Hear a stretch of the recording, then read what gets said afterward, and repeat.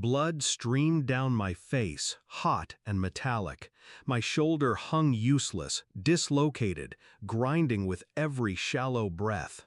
And through it all, I heard her voice, my sister, calm, cold. "You should have signed the mortgage." That was it. Not concern, not shock, just that one line, like my suffering was an inconvenience. All because I refused to be their guarantor. I dragged myself across the asphalt, each inch leaving a trail of red. My vision blurred, my knees scraped raw, but I made it to the base gate. I begged for help. Then darkness swallowed me. What happened next left even the military police stunned. My sister used to be my closest ally. When we were young, she'd patch my cuts, guard my secrets, swear we'd always protect each other. Then she married him, my brother-in-law, the kind of man who smiles with his teeth but never with his eyes. He wore charm like a mask, hiding debt, rage, and an ego that filled every room.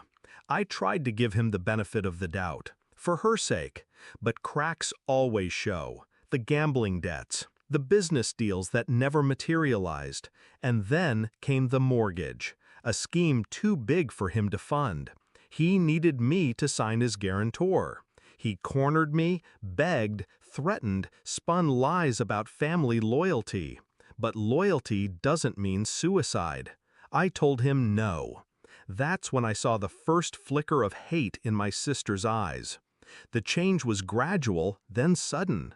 She stopped calling unless she needed money, stopped visiting unless he was with her. Every conversation bent toward one goal, convincing me to sign. And when I didn't, the tone shifted. Guilt trips, silent treatments, accusations. You don't care about family. But family isn't meant to bleed you dry. Family isn't meant to weaponize love. I began to see their desperation, the late-night calls, the collectors showing up at her door, the fear she tried to mask with anger. And then came the night on base, the night they decided to force me. I could have folded, signed away my security to keep the peace, but I'd spent enough of my life bailing them out. And as I lay in the infirmary, shoulders strapped, ribs wrapped, face stitched, I realized something. They thought they'd broken me, but pain sharpens focus. Betrayal fuels patience. So while the bruises healed, I planned. Not revenge with fists, revenge with precision. Step 1. I filed the assault report. Normally, families beg to keep things quiet. I didn't. I pressed charges hard. Witnesses had seen him attack me on military grounds. That alone carried weight heavier than any punch. Step 2. I gathered every debt collector's letter I'd intercepted, every voicemail where he threatened me, every text where my sister tried to guilt me into signing. A trail of evidence painting a picture they couldn't deny. Step 3. I spoke to the military police and the legal office. Not as the victim of a brawl, but as a service member reporting a pattern of financial coercion and assault. They listened. They didn't just see a fight, they saw a case. Step 4. I waited. Let them think I was nursing wounds in silence. Let them believe they'd silenced me. They didn't know the silence was the sound of the trap snapping shut. The call came weeks later, a mandatory summons. My sister and her husband had to appear before the military police for questioning. I was there when they arrived. My arm still in a sling, my face healed but scarred. He tried to bluster, to laugh it off. Family dispute, misunderstanding. But the officer slid a folder across the table. Photos, medical reports, statements, bank records, debt files. Every lie stripped bare under fluorescent lights. My sister's face drained of color as reality crashed in. She'd hitched herself to a sinking ship and dragged me into the water. And then came the words that shifted the air in the room.